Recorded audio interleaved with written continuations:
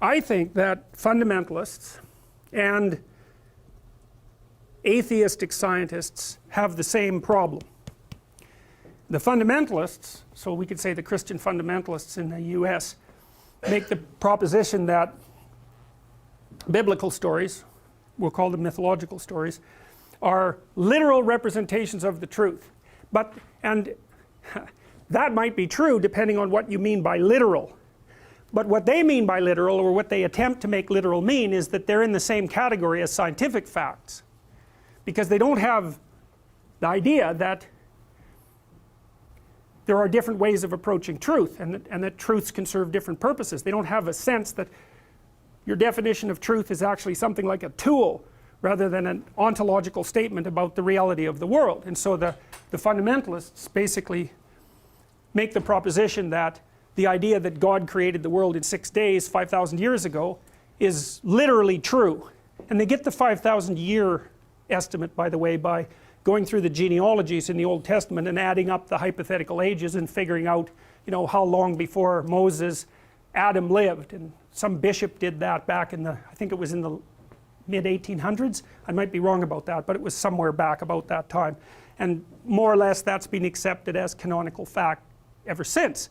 And then the scientists say, well, yeah, those are empirical truths, they're just wrong. See, and that's the only difference there is between the fundamentalists and the atheist scientists. The fundamentalists say those are fundamental scientific truths and they're right, and the scientists say, well, they're scientific truths, they just happen to be wrong.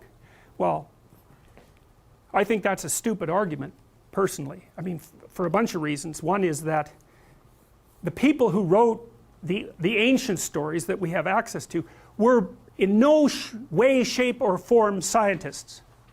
You know, modern people tend to think that you think like a scientist, and people have always thought that way. First of all, you do not think like a scientist.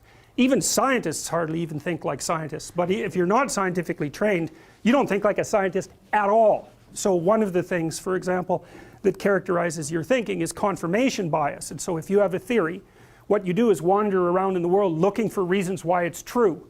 And a scientist does exactly the opposite of that in the little tiny narrow domain where he or she is actually capable of being a scientist. And what they have is a theory and look for a way to prove it wrong. But believe me, you don't run around doing that. I mean, you can train yourself, so now and then you can do that. You know, you can learn to listen to people, for example, on the off chance that you might be wrong.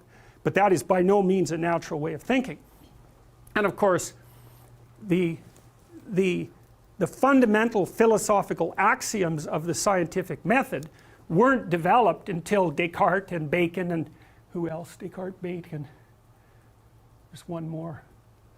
Anyways, the name escapes me at the moment. But you can argue about when science emerged, but it certainly emerged in its articulated form within the last 1,000 years. I think you could say even more specifically that it emerged in the last 500 years. Now you might argue with that and say, well, what about the Greeks and other people who were fairly technologically sophisticated, or who invented geometry or that kind of thing? But yeah, bare precursors to the idea of empirical observation. Aristotle, for example, when he was writing down his knowledge of the world, it never occurred to him to actually go out in the world and look at it to see if what he assumed about it was true. And it certainly never occurred to Aristotle to get 20 people to go look at the same thing independently, write down exactly how they went about doing it, compare the records, and then extract out what was common. I mean, that seems self-evident to us to some degree, but you know, it was by no means self-evident to anyone 500 years ago, and people still don't do it. So it's not plausible. If you know anything about the history of ideas, it's not plausible to posit that stories about the nature of reality that existed before 500 years ago were scientific in any but the most cursory of ways. So why we have that argument continually is somewhat beyond me. Part of the reason is, though, that everyone, fundamentalists included, really believe in scientific facts, even though they hate it. They'll use computers, they'll fly. Computers wouldn't work unless quantum mechanics were correct. Like, the fact that you use a high-tech device indicates through your action that you actually accept the theories upon which it's predicated, right? The same as flying. Same as anything you do in a complex technological society. You're stuck with it. You're reading by the lights. Do they work? Yeah, they work. Well, so it's really hard for people who are trying to hold on to a way of looking at the world that appears to contradict the scientific claims when everything they do is predicated on their acceptance of the validity of the scientific claims. It's really problematic for people, and it's problematic in a real way, I think, because one of the problems with the scientific viewpoint is it doesn't tell you anything about what you should do with your life. It doesn't solve the problem of value at all. In fact, it might make it more difficult, because one of the fundamental scientific claims, roughly speaking, is that every fact is of equal utility, at least from a scientific perspective, right? There's no hierarchy of facts. It's not exactly true, because you can think of one theory as more true than another, but that boils down to saying that it's more useful than another. So I don't think that that's a really good exception. Okay, so fine. You got the scientific atheists on one end, and you got the religious fundamentalists on the other, and what they both agree on, whether they like it or not, is that there's so much power in the scientific method that it's difficult to dispute the validity of scientific facts. And they seem to exist in contradiction to the older, archaic stories, if you also accept them as fact-based accounts. So what do we do about that? Well, if you're on the scientific atheist end of things, you say, well, those old stories are just superstitious science, second-rate, barbaric, archaic forms of science. You just dispense with them. They're nothing but trouble. And if you're on the fundamentalist side, you say, well, we'll try to shoehorn science into this framework, and really that doesn't work very well. It doesn't work very well with the claims of evolution, for example. In fact, it works very badly. And that's a problem, because evolutionary theory is like, it's a killer theory. And it's really, really hard. And like, it's not a complete theory, and there's lots of things we don't know about evolution, but, you know, trying to hand wave that away, that's not going to work without dispensing with most of biology. So that's a big problem. So here's another way of thinking about it. You don't just need one way of looking at the world. Maybe you need two ways of looking at the world, and I'm not exactly sure how they should be related to one another, like which should take precedence under which circumstance. But one problem is, what's the world made of? You know, what's the world conceptualized as an objective place made of?